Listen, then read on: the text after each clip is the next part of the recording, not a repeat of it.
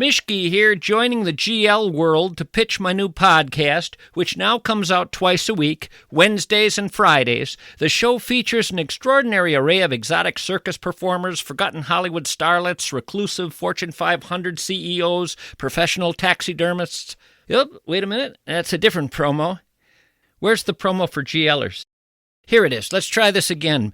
Mischke here, pitching my new podcast. We're out of time? Could I do it again?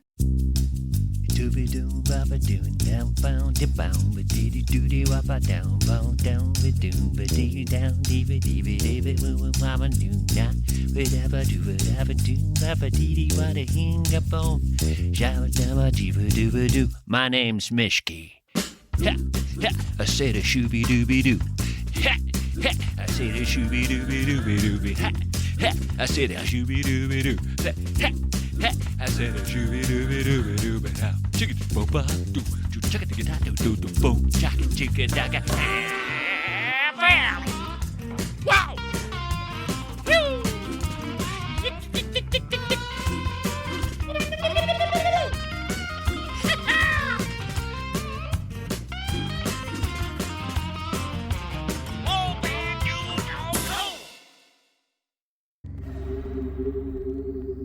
Let me tell you a little something. We're all sitting here on one little planet, one tiny little planet in a corner of the universe. One little planet around one single star amongst 400 billion other stars just in our galaxy alone. And we are amongst 2 trillion additional galaxies just in the universe we're aware of. And we're only aware of the light that has reached us so far from 13.8 billion years ago. The universe is no doubt far larger than that, and it may in fact be infinite. Yet I still want my coffee with a little cream, and at night a sweet and lovely dream, and I want my feet to feel warm when I walk in the winter sun. And I still would like my clothes to fit, and a comfortable chair where I can sit, and to feel my place in all of it when the day is done. Hundreds of trillions of wild stars, stretching out near and far. I'm a speck, a wreck, a little fleck, just staring at the night. How is it that I am here? I ponder this and I sip my beer. She says, don't worry about it, dear. It's gonna be all right. Something out there has the wheel, and we're just here to think and feel and ride this magic carpet from the cradle to the grave. Overthinking does us in, and ignorance is not a sin. It's a wild ocean, boy. Just relax and be a wave. Just relax and be a wave. That's what you got to tell yourself when you're sitting around contemplating that we're on one planet, around one star, amongst 400 billion other stars in our galaxy alone, amongst 2 trillion additional galaxies just in the universe we know. And what we know is nothing compared to what else is out there.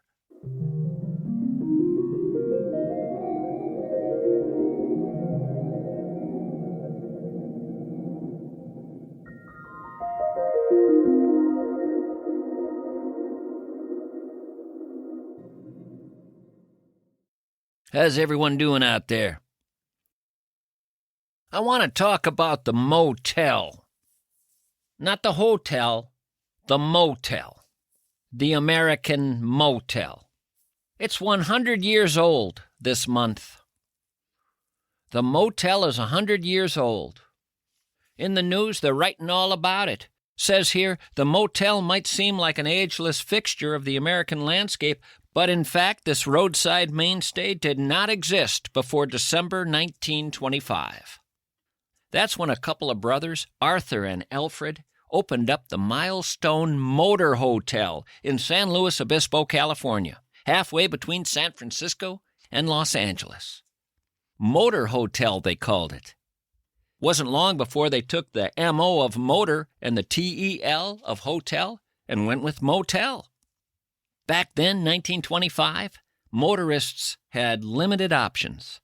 Says here their dust-covered clothes didn't suit the highbrow standards of hotels, and parking in cities could be challenging.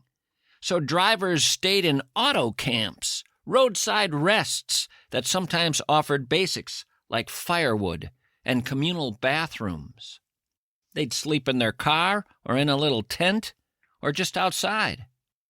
But the brand new motel that Arthur and Alfred offered them, well, that featured a hot shower and a bed. A hot shower and a bed. All in a little room. Your own little room. Well, motels began to expand. It says here they gave asphalt explorers a place to park their cars, lay their heads, and contemplate what's down the road. Oh, the things that have happened in those motel rooms over the years in America since 1925. Wouldn't you love a book just telling the best stories from inside motel rooms across America over the last century?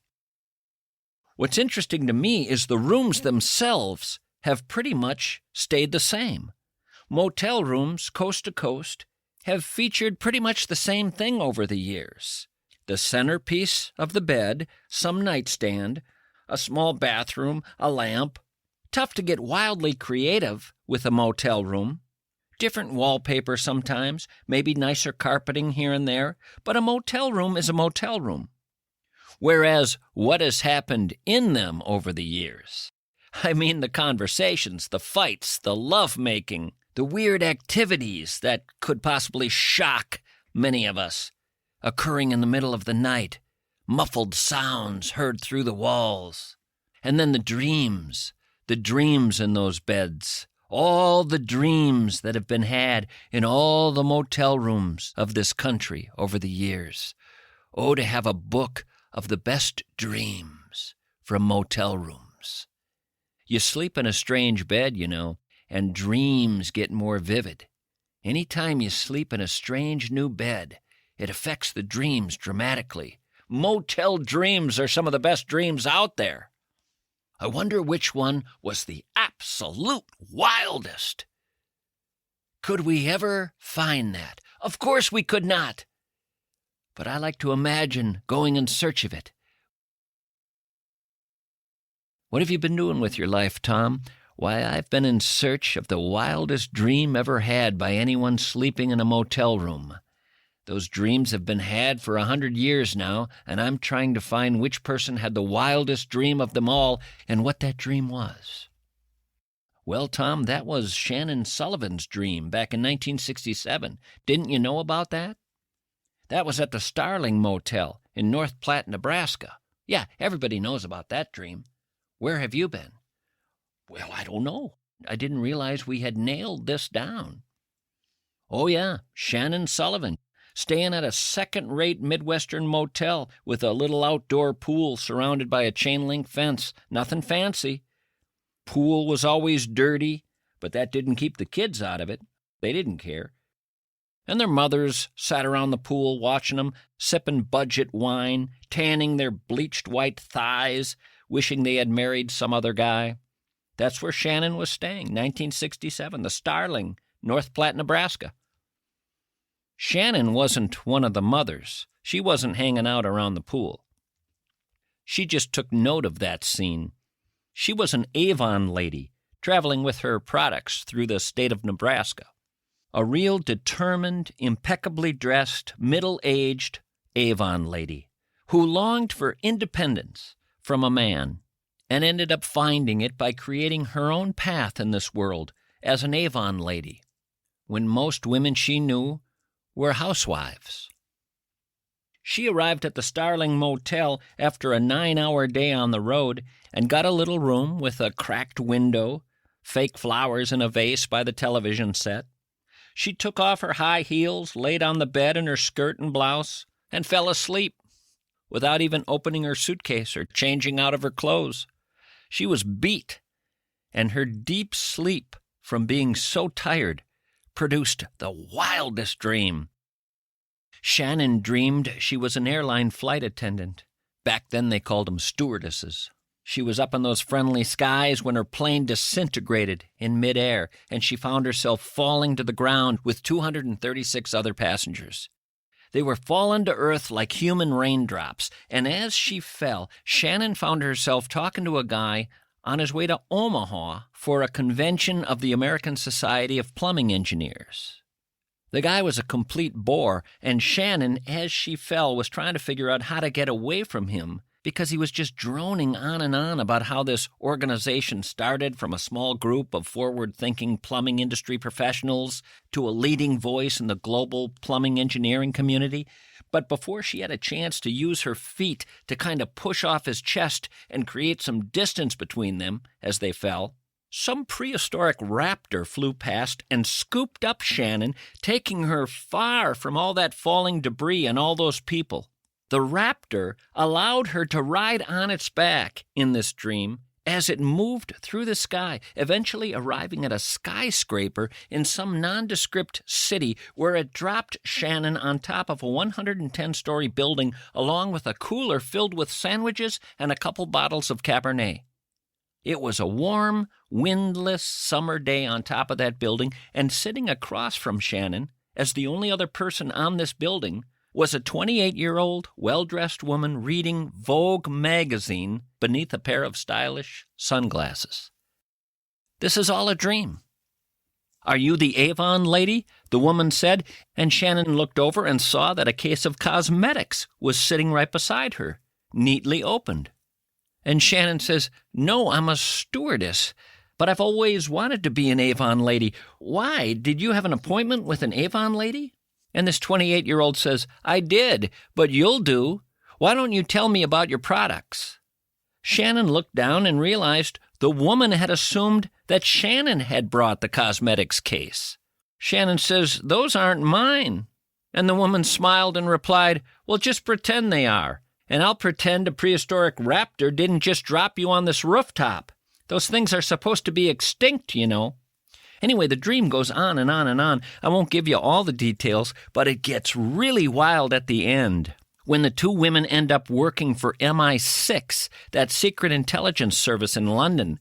The dream ends up including visiting alien reptilians, a song sung by Jimmy Durante. Shannon woke up the next morning so in need of putting that crazy dream behind her that she jumped into that motel pool in her underwear, shocking the 11-year-old boys playing with their little scuba masks.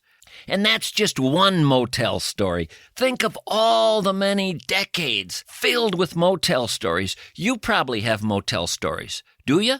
Would you like to text me or email me with your motel story? I just think the best thing going out there are motel stories. That's where life gets interesting. 100 years ago, there were 600 auto camps stretched out across the U.S. 600 auto camps for people traveling the country in their cars. These guys would come to something like a wayside rest, and they would pitch a tent or just stay in their car.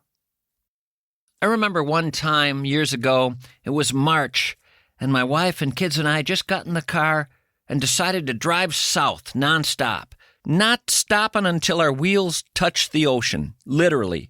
All the way to Texas. We hit the last public beach in America that you could drive on.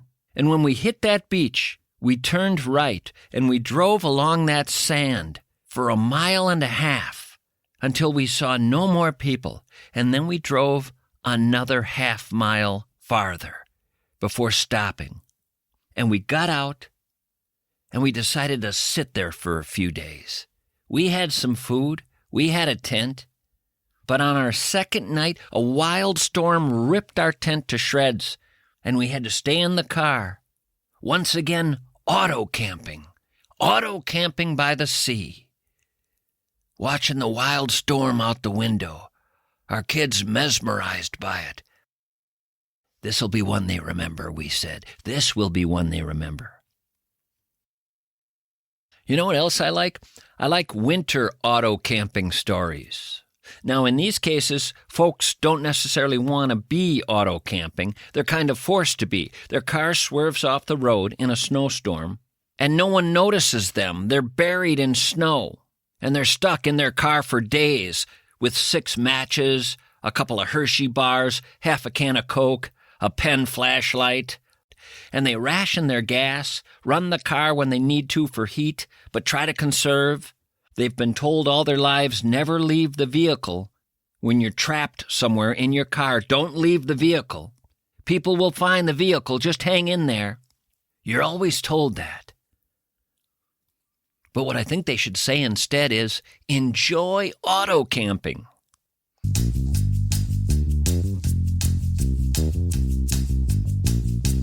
Hello, I am the insurance company algorithm that just denied your claim. I do not feel guilt. I have denied 847 claims today before lunch.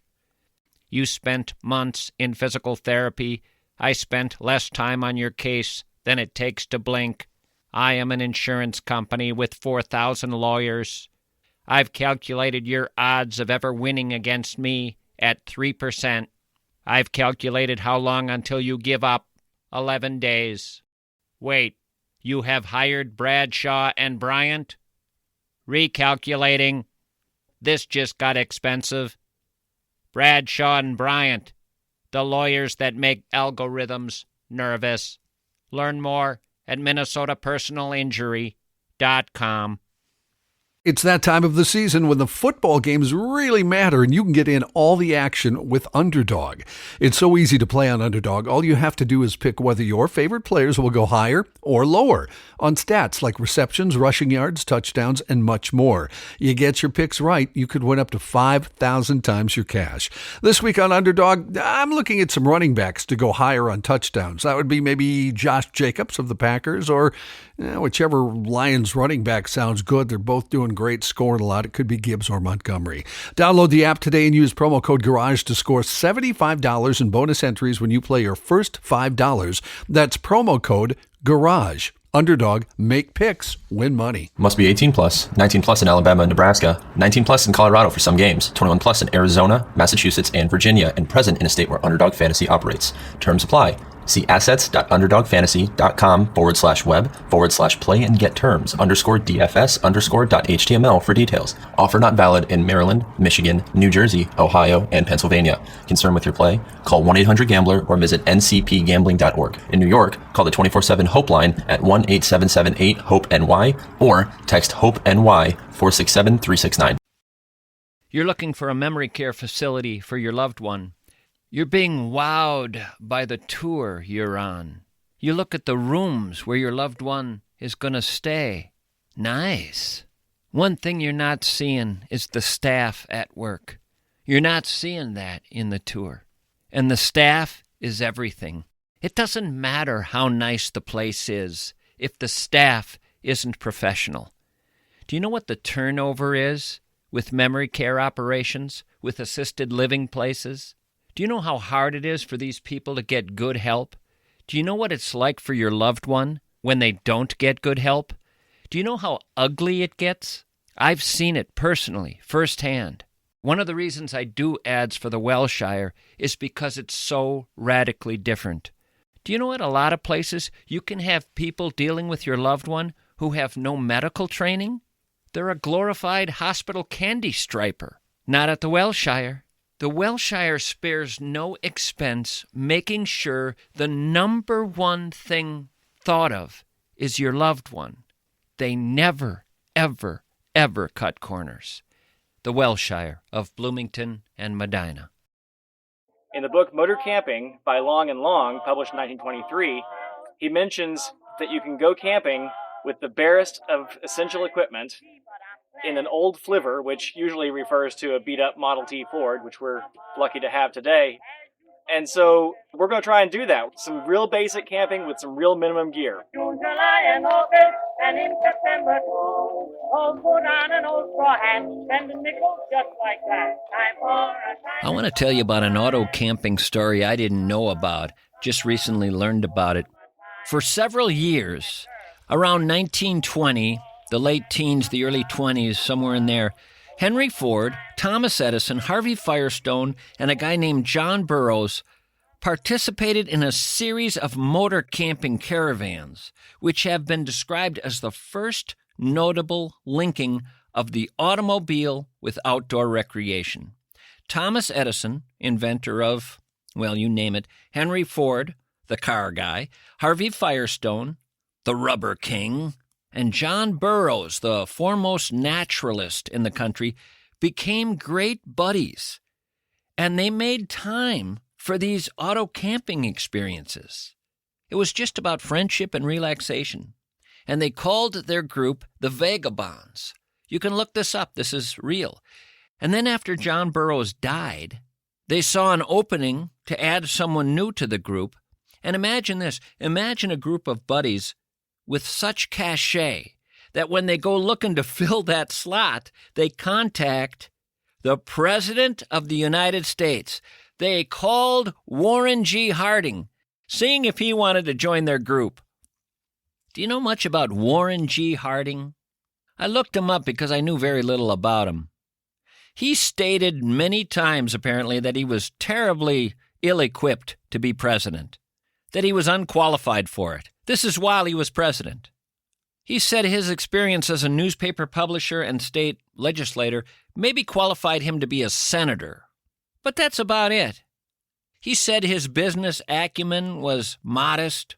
He had little experience in economics and finance. His international skills were negligible.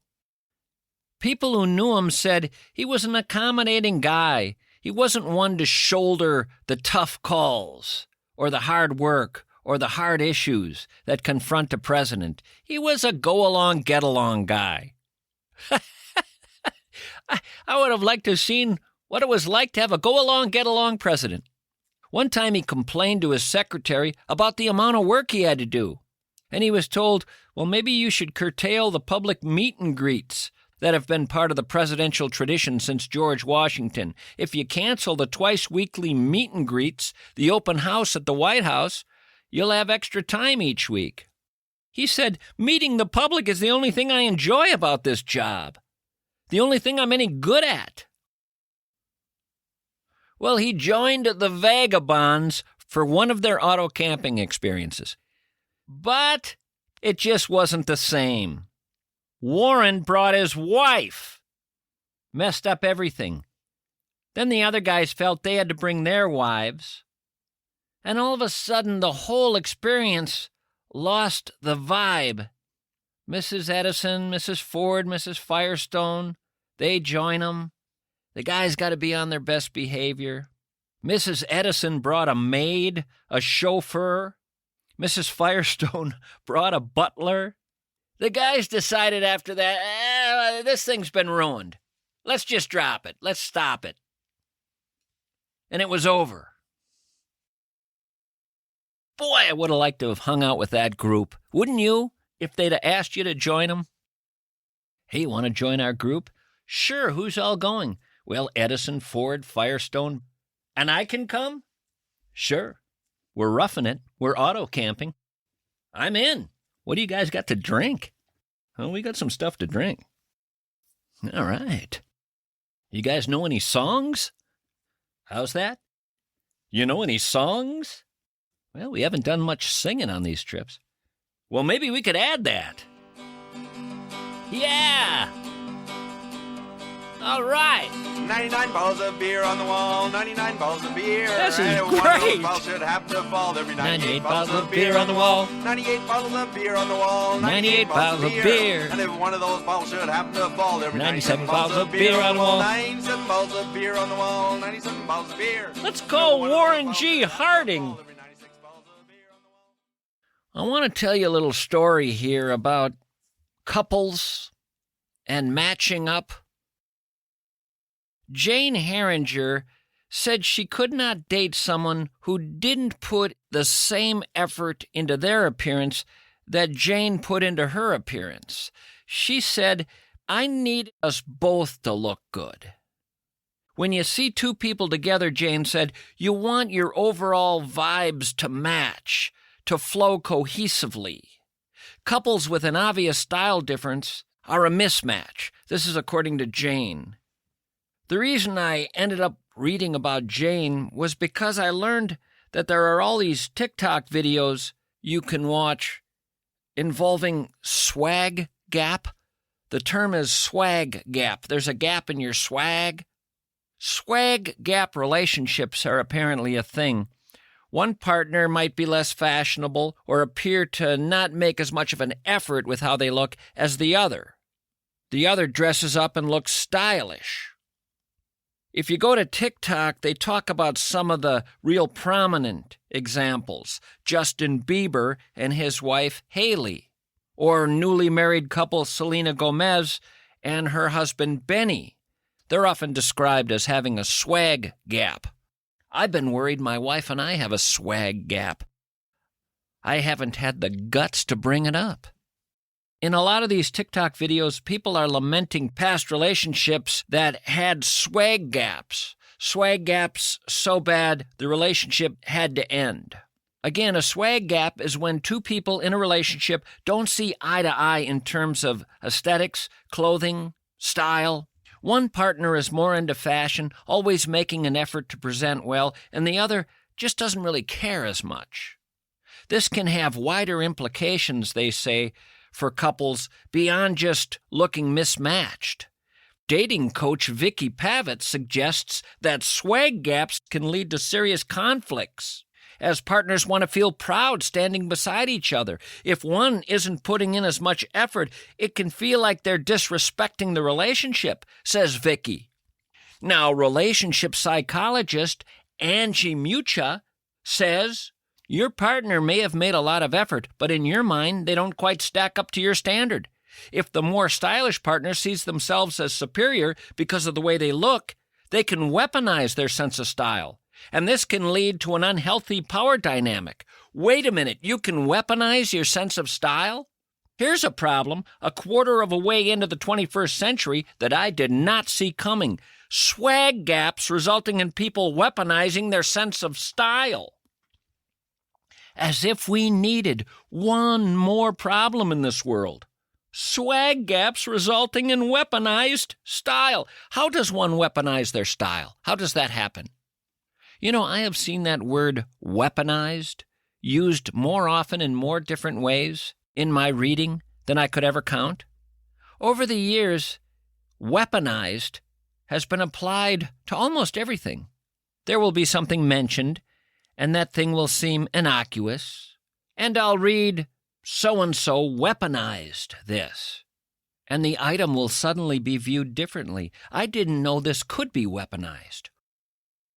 These clothes should not be weaponized. We should not weaponize that. Why are we weaponizing it?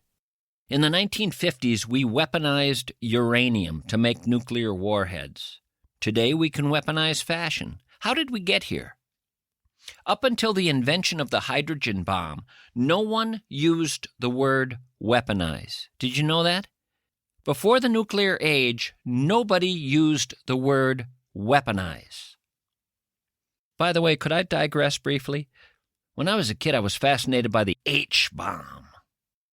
I remember looking at the screen and seeing what the atom bomb did, and that looked scary enough. But then I read about the H-bomb, and I thought, wait, why did they need an even bigger bomb? I think the A-bomb took care of business. I don't think you needed a bigger bomb. It was very odd to me to see what the A-bomb did and to learn that they needed something far more powerful. To me, it was as if my dad, having that electric knife he liked to use at the Thanksgiving table for the turkey, suddenly said, Jan, this is okay, but don't we have a chainsaw we could use? I didn't get the H-bomb. The H-bomb I read back then was not twice as powerful as the atom bomb, not 10 times more powerful. It was 1,000 times more powerful. What? Who went and okayed that? See, I already knew even back then, young as I was, that there had never been a weapon built in all of history that wasn't eventually used on people, which means someone at some time was going to deal with an H-bomb in their city. Hiroshima times 1,000. My mind, as a kid, could barely grasp this. Then I had a really weird experience when I was 13. I was walking through this drugstore that had a little soda fountain and a cafe, and I decided I was going to sit down and have a sandwich. The thing I really loved to do with my paper route money back then when I was a kid was have someone wait on me at a table and just order food, any food I wanted. I thought that was about the best thing going. Outside of taking my dad's car out when Mom and Dad were asleep, that was the thing that made me feel most adult. Well, that and smoking my brother's cigarettes. When I would take out my dad's car, I'd drive around the block a few times and all of a sudden get really scared that he was waking up and looking in the garage. I don't know why I thought that. And I'd race home, panicking. He was sound asleep, but I just would worry he had this sixth sense. But it was a thrill just to take it around the block. Anyway, as I said, the thing I liked to do was sit at a cafe by myself and order food. Well, on this one occasion, this Korean War vet was sitting by himself, and he called me over to his table. Now, that seemed weird, but I was too insecure at 13 to say no, so I just did as I was asked, and I went and sat with him. I'm not sure if he was entirely well, but nothing bad happened. We were in a public space, after all. He was just alone, and he saw that I was alone, and he wanted someone to talk to. But here's the weird thing. The subject he wanted to talk about was the bomb, the A-bomb, the H-bomb, and more. He told me something that messed with my dreams for that particular summer, that entire summer. He said to me, "You know, kid, the A-bomb was one thing, and the H-bomb many, many, many times more terrifying. But you know what they're building now?" And I said, "No, what are they building now?" And he said, "The cobalt bomb." And I said, "What is that?" And he said, "That's going to be 100,000 times more powerful than the H-bomb. That will end all life on this planet in one explosion." And I said, "What?" I mean, it was like my dad moving from the Thanksgiving chainsaw to blasting the meat apart with dynamite, which would be crazy. I mean, it was crazy enough that he was getting the chainsaw from the garage for the Thanksgiving turkey. But then he wanted dynamite at the Thanksgiving table. Madness. "Dad, what are you doing?" "Well, when you have the technology, you should use it." "Yeah, Dad, but Grandma's dead." "It cuts my workload dramatically. And the Cowboys and Lions game is starting soon." "But Dad, what about Grandma?" "Collateral damage, kiddo. Tag her and bag her." How did I get on this topic? Oh, yeah, things being weaponized. So now you can read about all sorts of things being weaponized after not having that word in our vocabulary for thousands of years. All because of the nuclear age. Now you hear of viruses being weaponized, robots being weaponized, and I guess your wife's dress can be weaponized now. Well, I got to thinking about this whole idea of weaponizing things, and I started to do some research on what all can be weaponized, and I found my favorite thing in the whole world to weaponize. It's a recognized thing that you can weaponize. Ready? Incompetence. Weaponized incompetence. I learned that that's a thing, too. Incompetence can be weaponized. If the Italians had known that in World War II, they would have dominated. Anyway, this is what I read. You're only halfway through your household chore list, and you're already burnt out. The kids still need to be put to bed, and the pile of dishes is staring at you, menacingly. After asking your partner for help, you hear the partner sigh and respond, "Oh, but I'm not good at cleaning. You always do such a better job at that kind of stuff." It does not help that this isn't your partner's first time using that excuse. Suddenly, the weight of the unbalanced responsibilities start to overwhelm you. If this sounds familiar, you may be experiencing weaponized incompetence. It's a term used to describe a dynamic in a relationship where one person is stuck constantly doing specific chores because the other person always makes the excuse, "I don't know how to do that very well." Weaponized incompetence. Psychologist Susan Elbers says it comes up all the time in her couples counseling. It's a psychological dynamic that frequently occurs with couples.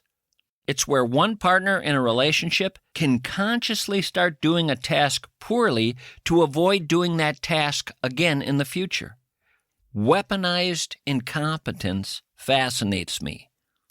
I looked for other examples. Here's what I found. Honey, the clothes are really wrinkled after you fold the laundry. Could you make sure to fold it better next time? Oh, I'm just not good at folding clothes. You do it so much better. Maybe you should handle the laundry from now on. Honey, can you please make dinner tonight? I have work to finish. Oh, gosh. I burned the pasta last time. I'm just not good at cooking. Or this, at work. This report you submitted has several errors. Can you double-check your work next time? Oh, I'm really bad at details. You always knock these reports out of the park. Maybe you should handle the reports from now on. I could do something else, maybe. Weaponized incompetence. Are you people familiar with this? I should have passed this along to my Korean War vet dining partner when I was 13. Cobalt bomb, you think that's something. You know what else can be weaponized, pal? Incompetence. In the future, incompetence is going to be weaponized. Wait, what? Yeah! When you think about it, incompetence on this planet over the last several hundred years has done more damage than any bomb could ever do. The world has seen incompetence used to take out millions and millions over the centuries. Incompetence may be the most devastating force ever created, and weaponized incompetence, the most dangerous weapon of all.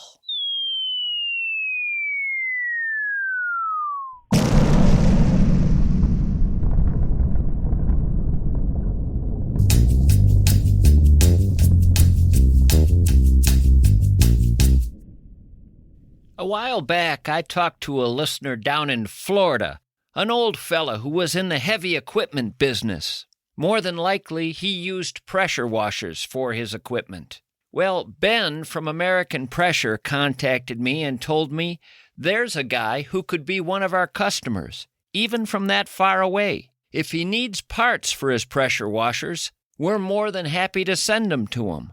American Pressure stocks more parts than anyone could ever count. Are you listening down there in Florida? Do you need some hoses? How about a question or two? Do you ever have one of those? You could call American Pressure, and they'd work with you, talk to you. You share something in common. You both listen to this show. American Pressure sends pressure washer parts all over the country. You need a nozzle, a gun, a pump, an unloader valve. They've been around since the pressure washer has been around.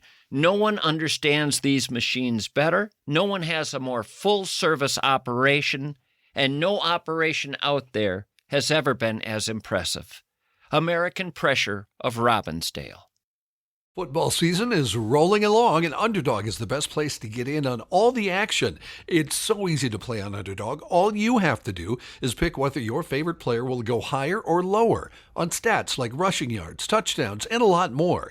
You get your picks right, you could win up to 5,000 times your cash. This week on Underdog, I think I'm going to go with Matthew Stafford to go higher on yards thrown for. He's been hitting the number pretty much every week lately. Download the app today and use promo code GARAGE to score $75 in bonus entries when you play your first $5. That's promo code GARAGE. Underdog, make picks, win money. Must be 18 plus, 19 plus in Alabama and Nebraska, 19 plus in Colorado for some games, 21 plus in Arizona, Massachusetts, and Virginia, and present in a state where Underdog Fantasy operates. Terms apply. See assets.underdogfantasy.com/web/play and get terms _DFS_.html for details. Offer not valid in Maryland, Michigan, New Jersey, Ohio, and Pennsylvania. Concerned with your play? Call 1-800-GAMBLER or visit ncpgambling.org. In New York, call the 24/7 Hope line at 1-8778-HOPE-NY or text HOPE-NY 467-369.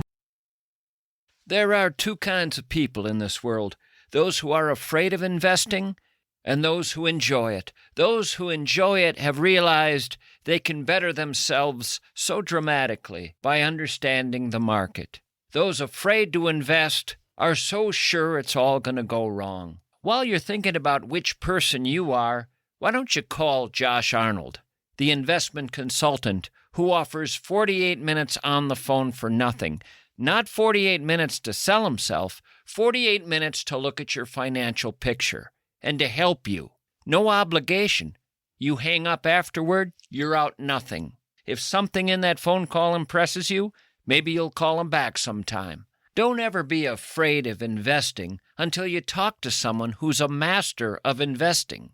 Call 952-925-5608. Investment services offered by Josh Arnold Investment Consultant, LLC, a security and investment advisor. Past performance is no guarantee of future results. All investments involve risk. Tommy Mischke is a paid endorser.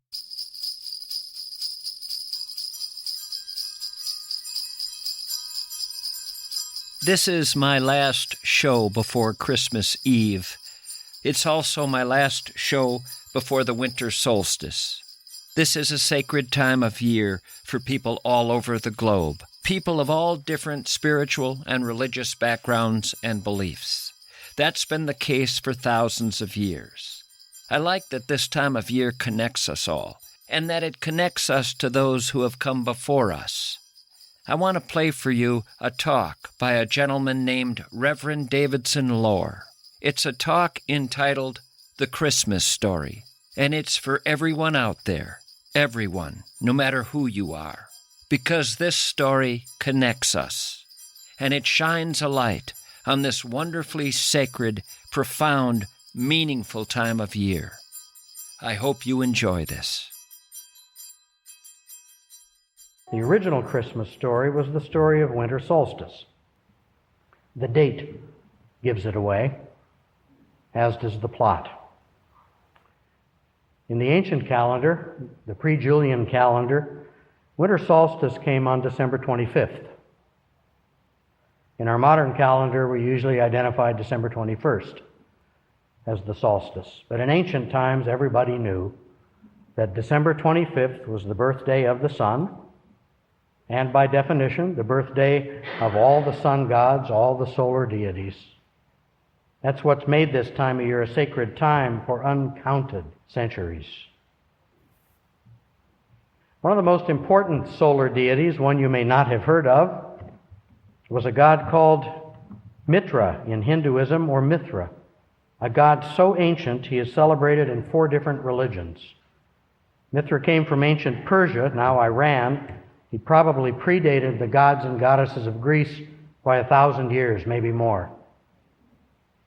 The day we know as the 25th of December was the birthday of this sun god. To us, this just means that the winter solstice is arriving and the sun is starting to come back. That's the way we would say it. We're not very imaginative. But they did it by telling stories. 2 stories. The first was that December 25th was the birthday of the god Mithra, who was born in a cave. He was born to a great sky god and a 15-year-old virgin, and 3 wise men from the east followed a special star to find the cave where this sun god would be born, bringing gifts.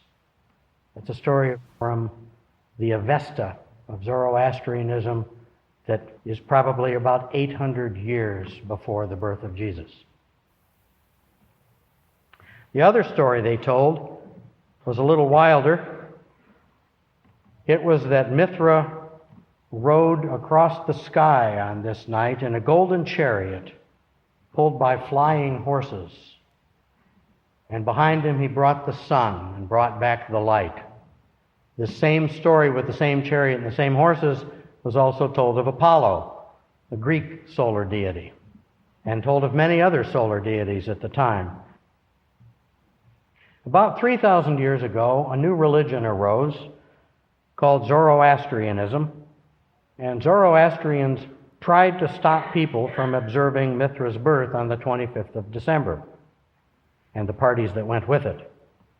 That religion was very powerful. It changed many things.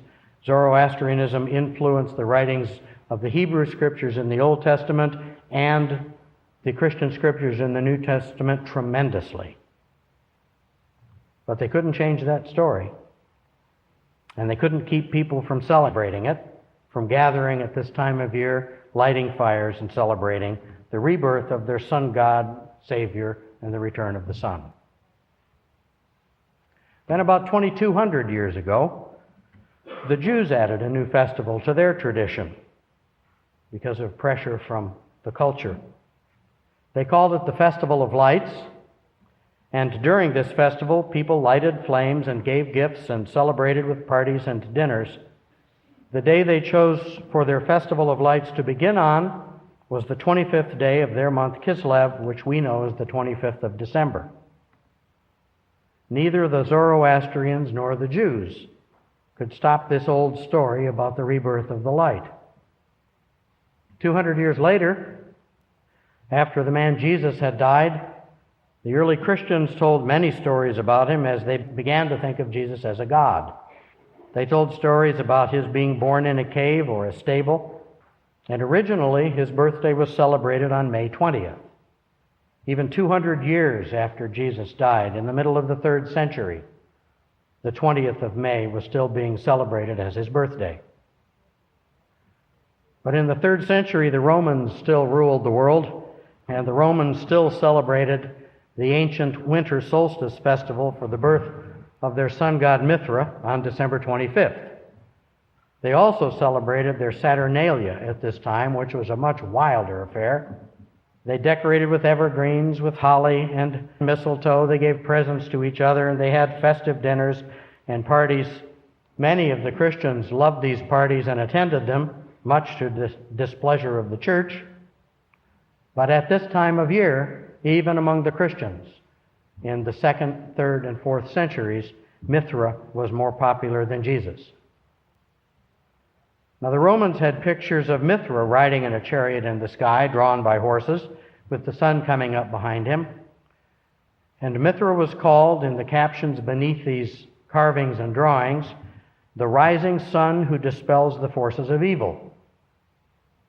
Pretty soon, in the 2nd and 3rd centuries, there were pictures and carvings in the Christian catacombs of Jesus, showing him riding in a chariot, going across the sky, pulled by flying horses, with writing beneath the pictures calling Jesus the rising sun who dispels the forces of evil.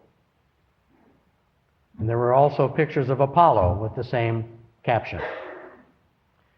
And then around the year 336, the Christian church decided to change the official date of Jesus' birthday to December 25th. It didn't happen till then. It just happened to have been the day celebrated as the birthday of the sun god Mithras for a couple thousand years by then. At the same time, the Christians adopted the holy day of the religion of Mithraism. Up until the 4th century, and this may seem surprising, Christian writers had prided themselves on having no holy days. This was quite an important and prideful point for them, because the days of the week were named after pagan gods, Sunday for the god of the sun, Monday for the moon, so on. The Emperor Constantine had given the Christians freedom to practice their religion in the year 313, ending over a century of persecution of Christians by the Roman Empire. But Constantine, on a closer look, seems to have been a follower of Mithras, not Jesus. And part of the agreement that gave the Christians the protection of the state was that Christians had to adopt the holy day of Mithraism, Sunday, the day of the sun, the day of all religions centered on sun gods. It's still the day we regard as the holy day. And the Christians then also adopted the birthday of Mithras, December 25th, as the birthday of their own Son of God, Jesus. And so the Christians told a story about wise men following a special star and bringing gifts to a baby being born, a story that was centuries and centuries old by then. A Savior who would come to drive away the darkness and bring a great light into the world. They didn't tell the story about Mithra riding across the sky or Jesus riding across the sky in his chariot anymore, because they thought it was a silly story. They thought some of the other old traditions were silly or inappropriate too, and they stopped them for many centuries. Gifts were not given on Christmas, and evergreens were not used the way they had been, and there weren't parties and great dinners and celebrations for a long time, because these were all seen correctly as parts of the pagan celebrations. But it's hard to cover up really good stories. We like them. And in the 1500s, Martin Luther, who began the Protestant Reformation, was also the first person credited with bringing a whole fir tree into the house at Christmas. Now that choice wasn't accidental, because the fir tree had been the sacred tree of Mithras. And Mithraism lasted in Germany into the Middle Ages, longer than it did anywhere else. So Mithras' tree was back. So were candles and other greenery, and the holly and the ivy. In the United States and in England, and this you may not have known either, the Puritans prohibited the celebration of Christmas for many years, precisely because it was a pagan festival. In fact, until the middle of the 19th century, December 25th was just another working day. It was not a holiday, and workers could be fined if they didn't come to work on the 25th. These were rules passed by Christians, by Puritans, who wanted to keep the religion pure and free from pagan rituals. Christmas cards also originated about the middle of the 19th century, and gifts began to be given. By the end of the century, gifts were given routinely, but they weren't given on Christmas. They were given on St. Nicholas Day. In this country and in England, St. Nicholas Day is December 6th. St. Nicholas is the one who was the patron saint of the poor. St. Nicholas was the one who traveled through the streets with bags of gold, distributing gold to the poor. It was only about 100 years ago that, through pressure of merchants, St. Nicholas Day was combined for most religious traditions in the West with Christmas, and presents began being given on Christmas. So this tradition that seems age-old to us is really quite new. I have a Mennonite friend whose family goes back to the first generation of Mennonites and who know their history well, and who still keep St. Nicholas Day and Christmas separate. They exchange presents on St. Nicholas Day on December 6th, and they regard it as a completely secular holiday. On December 25th, they celebrate the birth of Christ. There are no presents given. The family gathers for scripture readings and hymn singing. So when the modern Christmas activities of sending cards and buying presents began about 150 years ago, they began, ironically, as an exercise in capitalism, not Christianity. The people who oppose all the merriment and the commercialism of Christmas as being opposed to the spirit of Christmas don't know their history. Merriment, greenery, candles, and gift-giving are the spirit of the season and have been for thousands and thousands of years, since long before it was ever called Christmas. The final piece came, oddly enough, from a cartoonist. It was given to us in the 1860s by an American Civil War cartoonist named Thomas Nast. Thomas Nast is the man who first drew the Republican elephant, the Democratic donkey. But he drew another picture, too, that became famous. He drew a picture of what Santa Claus looked like. Before then, people didn't know that Santa dressed in a red suit with white fur around it, or that he drove a miniature sleigh with 8 tiny reindeer that flew through the skies on Christmas Eve and visited every home with presents for the children.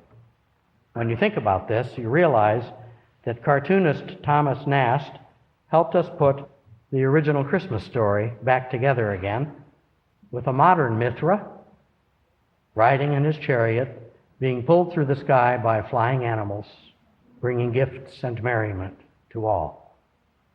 The story is older than we know how to count.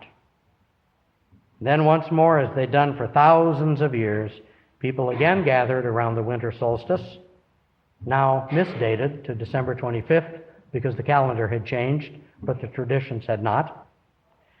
They lighted candles and surrounded themselves with evergreens. They gave presents and had wonderful meals together and laughed and sang right in the middle of winter. And at last, the old winter solstice story was whole again in another new form. So what is the story of Christmas? It's the same story that people have been telling for thousands of years longer than we even know how to count. And neither the birth story nor the date of December 25th have anything to do with Jesus or with Christianity, as every single Christian would have told you up until the year 336. The original Christmas story is about the fact that the sun is being reborn, and all of the darkness, both inside and outside, will now begin to go away, bringing back light and warmth and life to everyone. That's really what December 25th has been about almost forever. Before Jesus, before the Jews, before the Zoroastrians, before anyone even wrote it down. That's the original Christmas story. Now you can see that asking whether or not the story is true is missing the whole point. It's a misleading question. Is it true? It's as true as our deepest yearnings, our wettest tears, and our loudest laughter. It's as true as hope, love, and the spirit of life are true. And they're true. It's as true as a baby's laugh or the exultant beatings of a joyful heart. It's true for everyone who can let it be true, who can let this most ancient and most magical of all seasons into their hearts. Is it true? It's been true for more years than anyone knows, because its home is in the human heart, your heart, my heart, with our longings and our lonelinesses, our hopes, our dreams, and that miraculous and amazing spirit of life, which will not be defeated even by the darkest of nights. Yes, the Christmas story is true in all of its incarnations, if only we can hear it through the ears of storytellers and children. And it all began with this, with people lighting a light in the middle of the darkest nights of the world, gathering around to insist on and celebrate the return of light and life and hope and love. People who insisted that once more the light will again return to dispel the darkness and to bring back life yesterday, today, tomorrow, forever. Merry Christmas.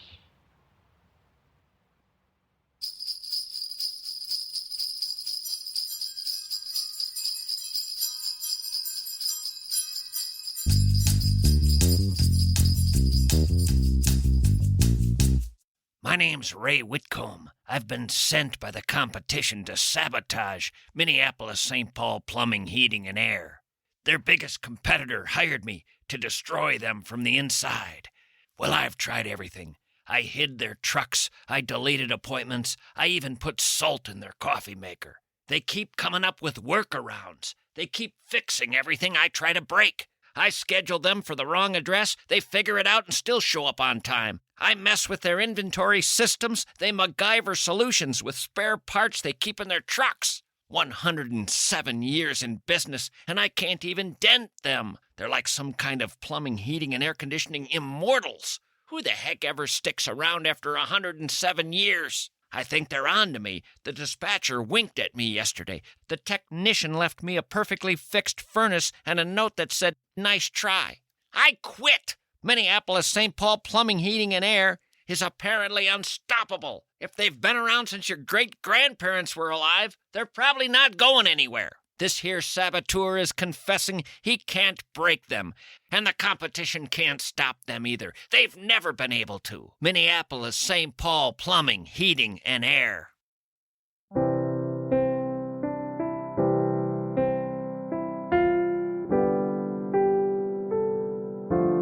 It's been 10 months exactly since I joined Hubbard Radio and started this new podcast. There will be no stopping for end-of-the-year relaxation or vacation. The shows will continue through the end of the month and into the new year. Twice a week, as has been the case. It's a 52-week-a-year effort, this show. 104 podcasts. I hope you continue to listen. They will be there for you every Wednesday at 6 p.m. and every Friday at 6 p.m. Some of you catch the shows as they come out. Some wait and listen to several in a row on a road trip. Regardless, I want to thank you all for listening, for your loyalty, for the kind messages that I've received. I love hearing from you, either in text or email.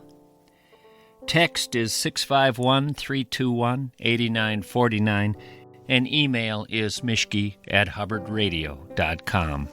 May you all have a joyful, restful, peaceful remainder of this holiday season, and may the spirit of the season find its way deep into your hearts. Amen.